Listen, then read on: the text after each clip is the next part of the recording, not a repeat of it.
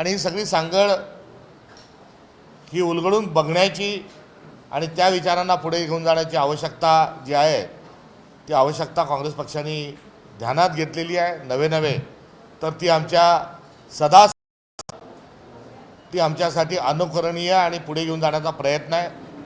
आमचा जो मनुवाद्यांशी असणारा जो लढा आहे तो लढा देखील याच अनुषंगाने आहे. मुलींची पहिली शाळा ही सावित्रीबाईंनी जी काढली त्यावेळेस त्यांना जो झालेला त्रास आहे, त्यांच्यावर फेकलेली जी दगडं आहेत, त्यांच्यावर फेकलेलं जे शेण आहे, हे ज्या प्रवृत्तीतून आलं आहे, ज्या मनुवादातून आलं आहे, त्या मनुवादाचा धिक्कार आम्ही करणार आहोत. आणि आज आम्हाला याचं दुःख आहे की महात्मा ज्योतिबा फुलेंचा, शिवशाहू फुले आंबेडकरांचा जो विचार आहे त्या विचाराच्या विरोधात असणारा राष्ट्रीय स्वयंसेवक संघ आणि त्यांच्या मुशीतून तयार झालेले जे नेते कार्यकर्ते आहेत तेच आज देशाचे पंतप्रधान आणि तेच आज देशाचे आपल्या महाराष्ट्राचे मुख्यमंत्री आहेत. या सर्व बाबीचं दुःख कुठेतरी आमच्या उरात आहे. मात्र ही सुरू असलेली जी लढाई आहे ती आजची लढाई नाही, ही लढाई पूर्वपरंपरा चालत आलेली आहे. या लढाईला आजची सत्ता आम्हाला आडवी पाहत आहे. मात्र आम्ही न अडवता ही पुढे घेऊन जाऊ आणि महाराष्ट्रभर त्याचे वेगवेगळे उपक्रम होतील, एवढंच आजच्या या कार्यक्रमाच्या निमित्तानं आम्हाला सांगायचं आहे.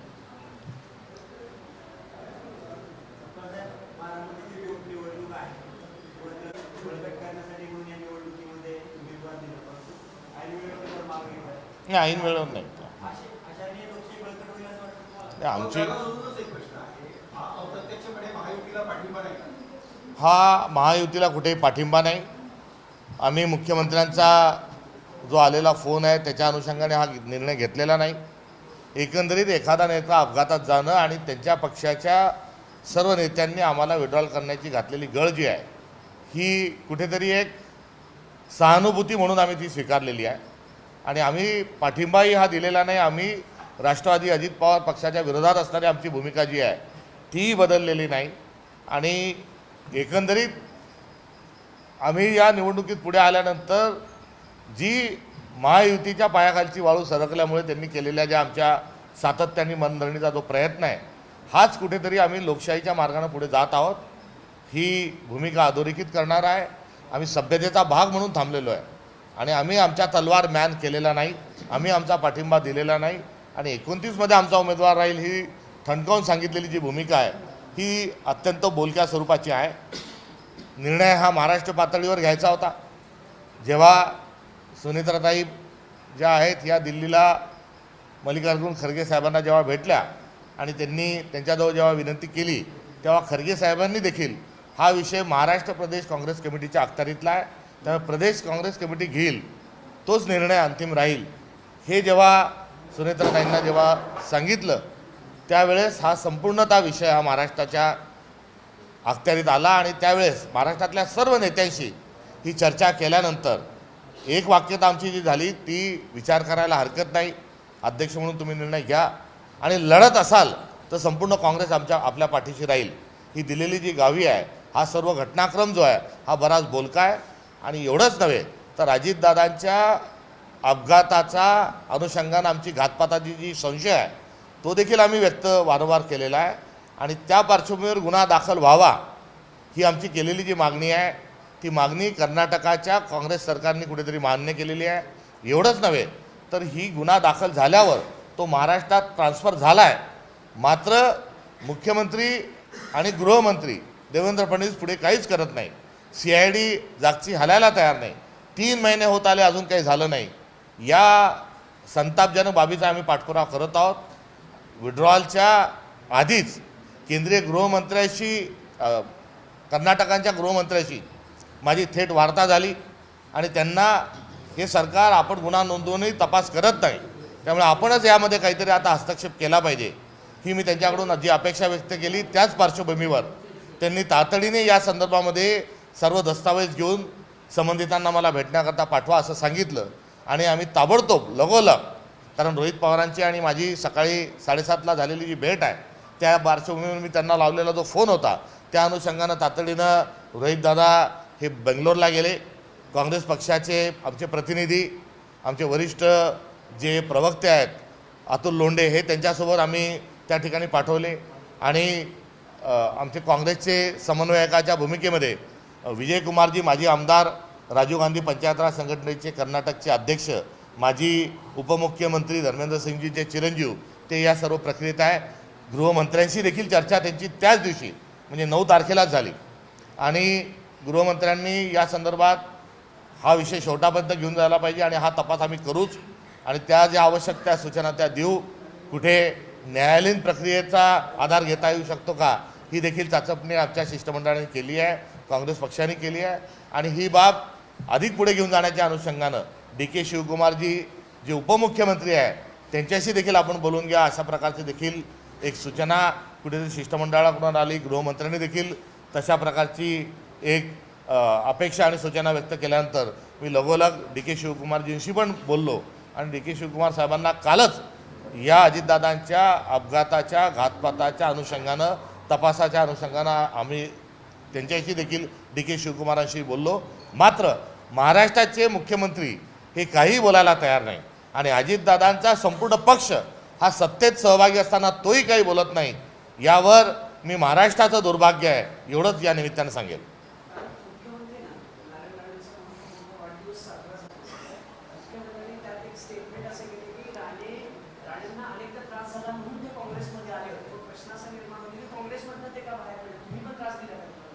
हा प्रश्न त्यांची काल 75वा वाढदिवस साजरा केला, नारायण राणे साहेबांना त्यांना विचारला पाहिजे.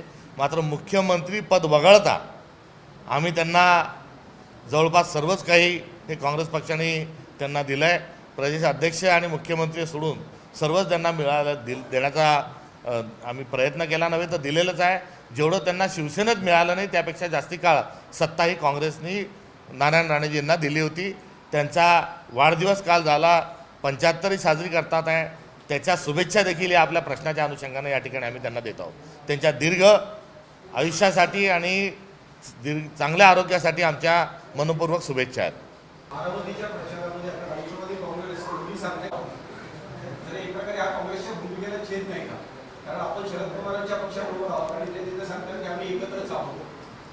जरूर या बाबीवर कुठेतरी एक विचार झाला पाहिजे. आम्ही या निवडणुकीमध्ये यशस्वी माघार घेतलेली आहे, मात्र आम्ही पाठिंबा दिलेला नाही आणि राष्ट्रवादी काँग्रेस ही भारतीय जनता पक्षाच्या सोबत असल्याचा आम्ही निषेध करतो.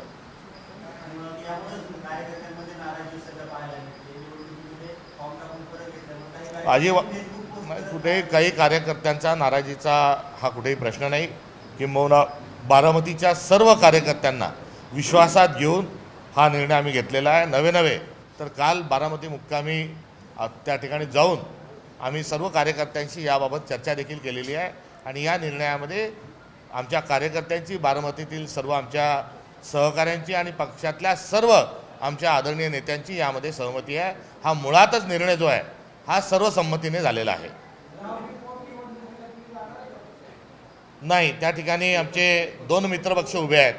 अजून मला अद्यापपर्यंत त्या ठिकाणचं कुठलंही निमंत्रण आलेलं नाही. मात्र वंचित बहुजन आघाडी हाही आमचा एक मित्रपक्ष आहे, त्याचाही त्या ठिकाणी उमेदवार आहे आणि राष्ट्रवादी काँग्रेस पक्षाचाही उमेदवार हा त्या ठिकाणी आहे.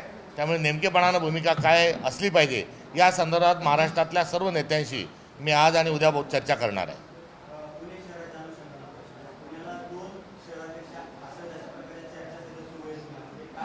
संघटनात्मक बाब आहे. संघटन सृजन नावाची एक प्रक्रिया सुरू आहे आणि त्या प्रक्रियेमध्ये जे आमचे केंद्रीय निरीक्षक आणि महाराष्ट्राचे जे आमचे असणारे प्रभारी जे आहेत यांच्याशी चर्चा करून या संदर्भात निर्णय घेण्यात येईल.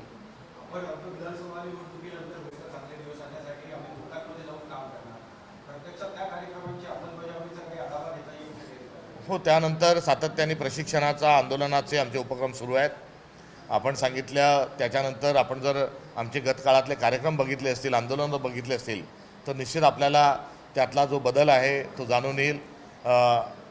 ज्या कार्यकर्त्यांना, ज्या नेत्यांना आम्ही नगरपालिका, महानगरपालिका, जिल्हा परिषदांची तिकीटं दिली होती, या सर्वांचा प्रशिक्षणाचा कार्यक्रमही सुरू आहे. शेतकऱ्यांच्या आंदोलनाच्या अनुषंगानं 4 पदयात्राही झालेल्या आहेत आणि संघटन सृजनच्या माध्यमातून आता नवीन 7,000 कार्यकर्त्यांची फळी ही काँग्रेस पक्षाची थेट स्वरूपात जोडल्या जाणार आहे. हो, 7,500 काँग्रेसचे नवीन पदाधिकारी संघटन सृजनच्या माध्यमातून पक्ष संघटनेशी जोडल्या जाणार आहोत आणि यातील बहुतांश जे आहेत हे नवे चेहरे राहतील.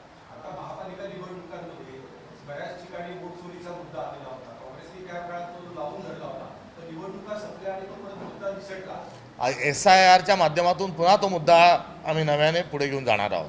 त्यामुळे आम्ही कोणताही मुद्दा हा सोडलेला नाही, धरपकड करणं आमचा स्वभाव नाही. आम्ही या सर्व मुद्द्यांशी बांधील आहोत. आज केंद्रीय निवडणूक आयोग हा भारतीय जनता पक्षाची हातमिळवणी करून कसा वागतोय हे महाराष्ट्रातही आपण बघतोय, आपण इतर राज्यातही बघतोय आणि बंगालमध्ये तर त्याचा कहर झालेला आहे. निवडणूक आयोग एखाद्या राजकीय पक्षासारखा आता त्यांच्या ट्विटर हँडलवरून टिप्पणी करायला लागलेला आहे. हा निवडणूक आयोगाचा वोट चोरीच्या अनुषंगाने असणारा हा सर्व प्रकार आपल्या सगळ्यांच्या समोर आहे. त्यामुळे आम्ही तर हे प्रयत्न करतच आहोत. मात्र भारतीय नागरिक म्हणून आपण सर्वांनी मिळून निवडणूक आयोगाच्या एकंदरीत या भूमिकेच्या विरोधात दंड ठोपटले पाहिजे आणि त्यांनी देखील यामध्ये सहभागी नागरिकांनी झालं पाहिजे. हे आमचं नागरिकांच्या आणि मतदारांच्या प्रती असणारं एक विनम्र अभिवादन आहे, हे एक आव्हान आहे.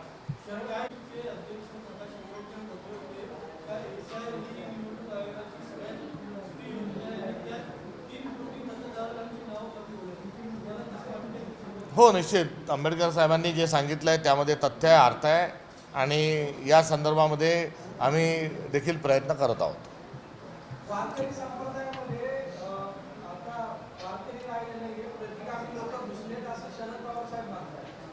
वारकरी हे पुरोगामित्वाचीच एक ओळख आहे आणि मनुवादाच्या विरोधात वारकरी संप्रदायांनी जी केलेली क्रांती आहे ही आपल्यासाठी पथदर्शक आहे. एवढंच नव्हे तर वारकरी संप्रदायाने पहिल्यांदा बहुजन समाजाचे संत ही समाजाला दिली. बहुजन हिताचा विचार जो आहे हा पुढे रेटला. आता त्यांच्या आडून प्रतिगामित्व हा कुठेतरी मांडल्या जात असल्याची अनेक प्रकरणं ही समोर आलेली आहे. त्यामुळे या संदर्भामध्ये एक मोठी चर्चा करण्याची आवश्यकता आहे. मात्र मुळात वारकरी संप्रदायाचा जो विचार आहे आणि भारताच्या संविधानाचा विचार हा एक आहे आणि प्रतिगामित्वाचा आणि स्पृश्य अस्पृश्यतेचा, स्त्री समानतेचा जो विचार आहे तो विचार हा मनुवादाचा विचार आहे, तो राष्ट्रीय स्वयंसेवक संघाचा विचार आहे. हे स्पष्ट स्वरूपातलं जे चित्र आहे या चित्राला समाजापुढे घेऊन येण्याची आवश्यकता आहे.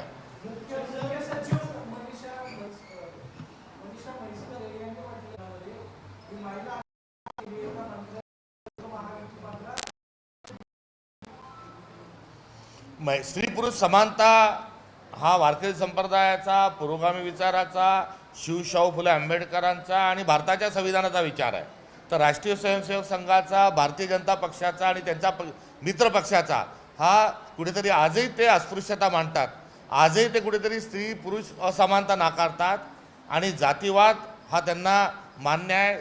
उच्च निश्चयता आणि काही विशिष्ट समाजाचीच मक्तेदारी ही कायम ठेवावी हा भारतीय जनता पक्षाचा आणि संघाचा विचार आहे. हो, मी सांगतो त्यांना भारतीय जनता पक्षाचा तो विचार आहे आणि त्याच्या अनुसारून ते त्यांचे नेते वागतात.